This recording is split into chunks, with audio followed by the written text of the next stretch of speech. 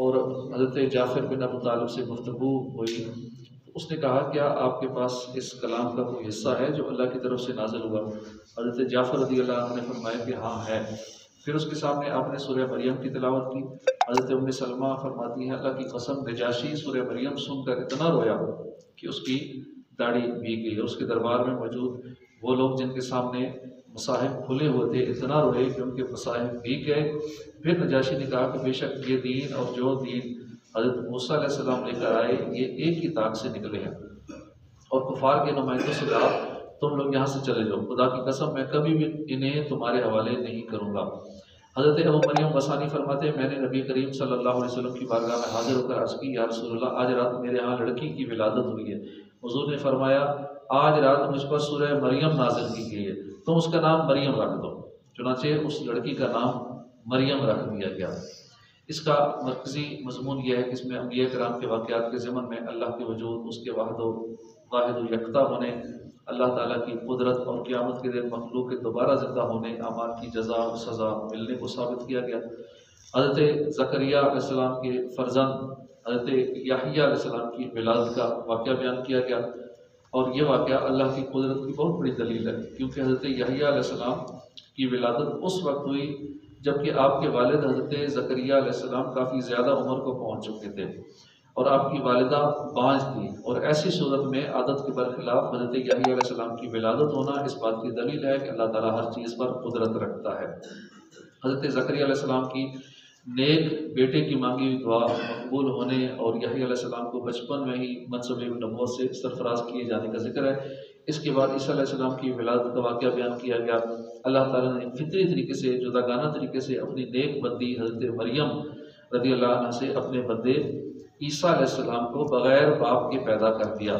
اور یہ واقعہ اللہ کی عظیم قدرت کی دوسری بڑی دلیل ہے کہ انسان کو پیدا کرنا مرد اور عورت کے ملاپ پر ہی موقوف نہیں ہے، بلکہ اللہ چاہے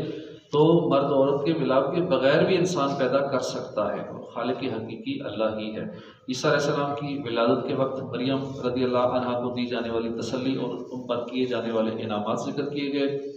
یہ بیان کیا گیا کہ عیسیٰ علیہ السلام کی ولادت کی وجہ سے حضرت مریم رضی اللہ عنہ نے کس طرح لوگوں کے طعن و تشنیع اور ملامت کا سامنا کیا، کس طرح عیسیٰ علیہ السلام نے جھولے میں اپنی والدہ کی پاکدامنی بیان کی اور اپنی نبوت کا اعلان فرمایا۔ عیسیٰ علیہ السلام کی ولادت سے یہودیوں اور عیسائیوں میں اختلاف پڑنے لگا، اس کا ذکر ہے۔ حضرت ابراہیم علیہ السلام کے اپنے عرفی باپ آزر سے بتوں کی پوجا کے بارے میں ہونے والی بحث بیان کی گئی، اور آپ کی زوجہ محترمہ حضرت سارہ کے بانجھ ہونے کے باوجود ان کے ہاں دو بیٹوں حضرت اسحاق اور حضرت یعقوب علیہ السلام کی ولادت اور انہیں نبوت ملنے کا ذکر کیا گیا۔ طور پر حضرت موسیٰ علیہ السلام کی اللہ تعالیٰ سے مناجات کرنے، ان کے بھائی ہارون علیہ السلام کو نبوت ملنے کا واقعہ بیان کیا گیا۔ حضرت اسماعیل علیہ السلام کا ذکر کیا گیا کہ وہ وعدے کے سچے تھے، اور وہ اپنے گھر والوں کو اور اپنی قوم جرہم کو نماز اور زکوٰۃ کی ادائیگی کا حکم دیتے تھے۔ حضرت ادریس علیہ السلام کے واقعے کی طرف اشارہ کیا گیا، اور یہ بیان کیا گیا ہے کہ اللہ تعالیٰ نے آدم علیہ السلام کی اولاد میں سے ان انبیاء کرام پر انعام فرمایا اور انہیں لوگوں کی طرف رسول بنا کر بھیجا۔ نیک لوگوں کے بعد آنے والوں کا اپنی نمازیں ضائع کرنے، اپنی باطل خواہشوں کی پیروی کرنے کا ذکر ہے۔ جن لوگوں نے توبہ کی، ایمان لائے، نیک عمل کیے، ان کے ساتھ جنت کا وعدہ کیا گیا، اور یہ بیان کیا گیا کہ جبرائیل علیہ السلام اللہ کے حکم سے ہی وحی لے کر نازل ہوتے ہیں۔ مرنے کے بعد دوبارہ زندہ کیے جانے کا انکار کرنے والے مشرکین کا ذکر کیا گیا، اور انہیں خبر دی گئی کہ ان کا حشر شیاطین کے ساتھ ہوگا، اور انہیں جہنم کے آس پاس گھٹنوں کے بل گرا کر حاضر کیا جائے گا۔ مسلمانوں سے قرآن پاک سنتے وقت مشرکین کا موقف بیان کیا گیا۔ سابقہ امتوں کی سرکشی، ایمان قبول کرنے سے تکبر کرنے کی وجہ سے ان پر عذاب نازل ہونے کا ذکر کر کے ان مشرکین کو ڈرایا گیا ہے۔ نیز یہ بیان کیا گیا ہے کہ اللہ تعالیٰ ظالموں کو مہلت دیتا ہے اور اہل ایمان کی ہدایت کو زیادہ کرتا ہے، اور اللہ تعالیٰ اولاد سے پاک ہے، اور جنہوں نے اللہ کی طرف اولاد کی نسبت کی انہیں عذاب سے ڈرایا گیا۔ یہ بیان کیا گیا ہے کہ اللہ تعالیٰ قیامت کے دن ایمان والوں کو جنت میں داخل کرے گا اور کافروں کو جہنم کی طرف ہانک دے گا۔ اس کے بعد سورہ طٰہٰ، یہ مکہ مکرمہ میں نازل ہوئی، اس میں 8 رکوع ہیں، 135 آیتیں ہیں۔ طٰہٰ نبی کریم صلی اللہ علیہ وسلم کے مبارک ناموں میں سے ایک نام ہے۔ اس سورت کی ابتدا میں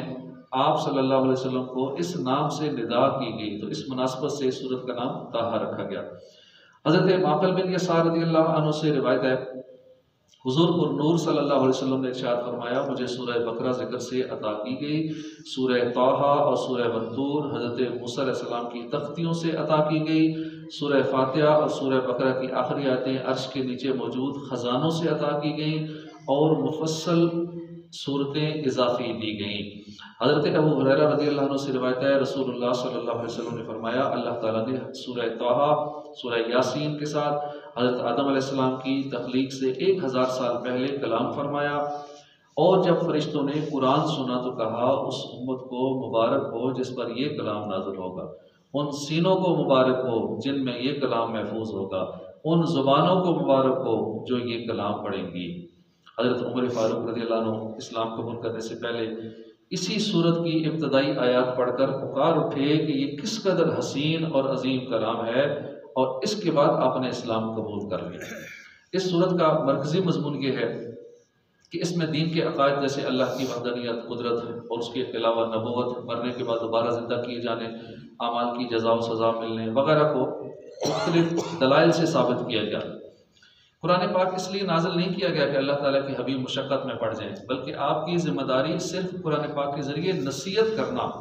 اللہ کے احکام پہنچا دینا، اور خود کو زیادہ مشقت میں ڈالے بغیر عبادت کرنا ہے۔ موسیٰ علیہ السلام اور فرعون کا واقعہ تفصیل کے ساتھ بیان کیا گیا، اور اس واقعے میں موسیٰ علیہ السلام کو بچپن میں صندوق میں بند کر کے دریا میں ڈالے جانے، ہارون علیہ السلام کے ساتھ موسیٰ علیہ السلام کو جابر و سرکش فرعون کے پاس بھیجنے، اللہ کی وحدانیت کے بارے میں اس سے بحث کرنے، جادوگروں کے ساتھ موسیٰ علیہ السلام کا مقابلہ ہونے، موسیٰ علیہ السلام کو اللہ کی تائید اور مدد ملنے، جادوگروں کی ایمان لانے، موسیٰ علیہ السلام کا دریا میں راستہ بنانے والا معجزہ ظاہر ہونے، بنی اسرائیل کے دریا پار کرنے، فرعون اور اس کے لشکر کے ہلاک ہونے، بنی اسرائیل کا اللہ کی کثیر نعمتوں کی ناشکری کرنے، سامری کا سونے سے ایک بچڑا بنا کر بنی اسرائیل کو گمراہ کرنے،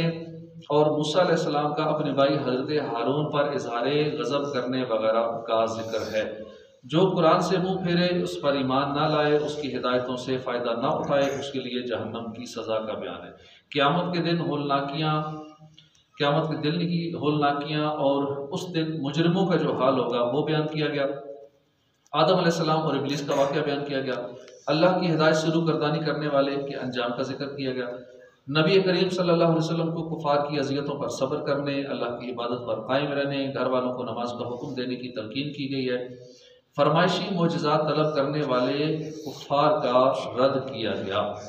سورہ طٰہٰ کی اپنے سے ماقبل سورہ مریم کے ساتھ مناسبت یہ ہے کہ سورہ مریم میں اللہ نے کئی انبیاء کرام کے واقعات و حالات بیان کیے، جن میں سے بعض کے واقعات و حالات تفصیل کے ساتھ بیان کیے گئے، جیسے حضرت زکریا، حضرت یحییٰ، حضرت عیسیٰ علیہ السلام وغیرہ، اور بعض کے مختصراً بیان کیے گئے جیسے موسیٰ علیہ السلام، ادریس علیہ السلام وغیرہ، اور کچھ کی طرف اجمالاً اشارہ کر دیا گیا۔ اب اس صورت میں موسیٰ علیہ السلام کا قصہ تفصیل سے بیان کیا گیا، آپ کو کس طرح نبوت سے سرفراز مانا گیا، آپ کو کس طرح معجزات عطا کیے گئے، کس طرح ظالم بادشاہ آپ کو آپ کی دعوت دی اور آپ ہی کی دعا سے آپ کے بھائی کو نبوت سے نوازا گیا۔ اس کے بعد سورہ انبیاء، یہ مکہ مکرمہ میں نازل ہوئی، اس میں 7 رکوع ہیں، 112 آیتیں ہیں۔ اس صورت میں بکثرت انبیاء کا ذکر ہے، مثلا موسیٰ علیہ السلام کا ذکر ہے، عیسیٰ علیہ السلام کا ذکر ہے، ہارون علیہ السلام کا، لوط علیہ السلام کا، ابراہیم علیہ السلام کا، اور بالخصوص سرکار دو عالم صلی اللہ علیہ وسلم کا ذکر ہے، تو اسی وجہ سے اس صورت کا نام سورہ انبیاء رکھا گیا۔ اس صورت کا مرکزی مضمون یہ ہے کہ اس میں اسلام کے بنیادی عقائد جیسے توحید، نبوت اور رسالت، قیامت کے دن دوبارہ زندہ کیے جانے، اعمال کی جزا و سزا ملنے کو دلائل کے ساتھ بیان کیا گیا۔ اس کی ابتدا میں قیامت کا وقوع اور لوگوں کا حساب قریب ہونے، لوگوں کے حساب کی سختیوں، دیگر چیزوں سے غافل ہونے کا ذکر کیا گیا، اور یہ بیان کیا گیا ہے کہ لوگ قرآن سننے سے اعراض کرتے ہیں اور دنیاوی زندگی کی لذتوں سے دھوکہ کھائے بیٹھے ہیں۔ مکے کے مشرکین کی طرف سے نبی کریم صلی اللہ علیہ وسلم کی نبوت کا انکار کرنے کا سبب بیان کیا گیا کہ وہ آپ کو بھی اپنی طرح کا عام بشر سمجھتے ہیں، اس لیے وہ لوگ آپ پر ایمان نہیں لاتے۔ نیز ان کے اس نظریے کا رد کیا گیا کہ انبیاء کرام کو کوئی وحی وغیرہ نہ اترتی تھی، بلکہ وہ صرف عام بشر تھے، کھاتے پیتے تھے، بازاروں میں چلتے تھے۔ پھر انہیں بتایا گیا کہ سابقہ امتیں اپنے انبیاء اور رسولوں کو جھٹلانے کی وجہ سے تباہ و برباد کر دی گئیں، تو کفار مکہ کو بھی ڈرنا چاہیے کہ کہیں ان کی طرح انہیں بھی ہلاک نہ کر دیا جائے۔ کفار مکہ نے مطالبہ کیا کہ نبی کریم صلی اللہ علیہ وسلم سابقہ انبیاء کی طرح اپنی صداقت پر دلالت کرنے والی کوئی نشانی لائیں۔ تو اللہ نے ان کا رد کیا اور بیان فرمایا کہ ان انبیاء کرام کے معجزات عارضی تھے، اور میرے حبیب قرآن کی صورت میں جو معجزہ لے کر آئے یہ تا قیامت باقی رہنے والا ہے، اور آپ کے وصال کے بعد بھی آپ کی نبوت کی دلیل ہے۔ تو کیا ان کی صداقت کے لیے کفار کو یہ معجزہ کافی نہیں ہے؟ کفار فرشتوں کو اللہ کی بیٹیاں کہتے تھے۔ ان کے اس عقیدے کا رد کیا گیا کہ فرشتے تو اللہ کی فرما بردار مخلوق ہیں، عبادت گزار مخلوق ہیں۔ اللہ تعالیٰ نے اپنی وحدانیت اور معبود ہونے پر مختلف دلائل ذکر فرمائے، جیسے زمین آسمان کی پیدائش، دن اور رات کے سلسلے کو قائم کرنا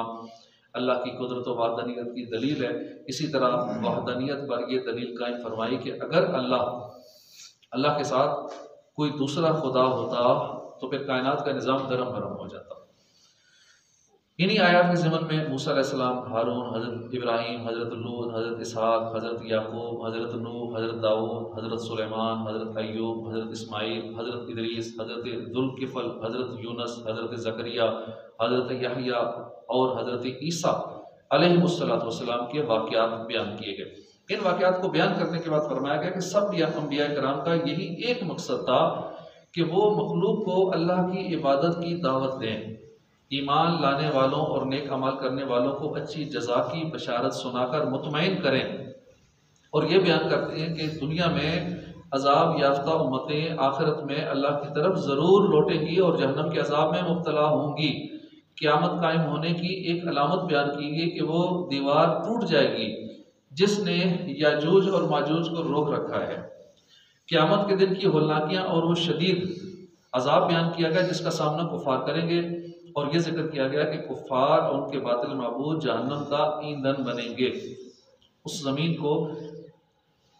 کو دوسری زمین سے بدل دیا جائے گا، آسمان کو لپیٹ دیا جائے گا، نیک لوگ ابدی نعمتوں سے اپنا حصہ پائیں گے، جنت میں اپنی اپنی زمین کے وارث ہوں گے،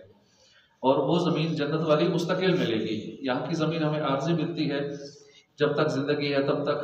ہمارے پاس ہوتی ہے، لیکن جنت کی جو میراث ہے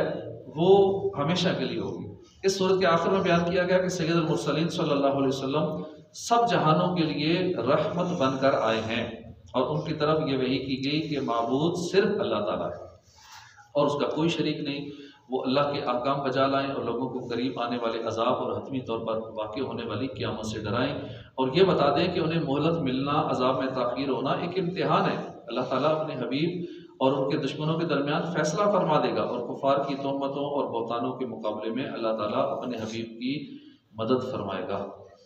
سورہ انبیاء کی اپنے سے ماقبل سورہ طٰہٰ کے ساتھ مناسبت یہ ہے کہ سورہ طٰہٰ کے آخر میں قیامت کے آنے سے خبردار کیا گیا ہے، اور سورہ انبیاء کی ابتدا میں بھی قیامت کے آنے سے خبردار کیا گیا۔ اسی طرح سورہ طٰہٰ میں یہ بیان کیا گیا کہ دنیا کی زیب و زینت اور آرائش کی طرف نظر نہیں کرنی چاہیے، کیونکہ یہ سب زائل ہونے والی ہے۔ اور سورہ انبیاء میں بیان کیا گیا کہ لوگوں کا حساب قریب ہے، اور اس کا تقاضا یہ ہے کہ دنیا کی فانی نعمتوں میں دل لگانے کی بجائے ان چیزوں کی تیاری کی طرف توجہ دینی چاہیے جن کا ہم سے حساب لیا جائے گا۔ صدق اللہ العظیم۔ الحمدللہ۔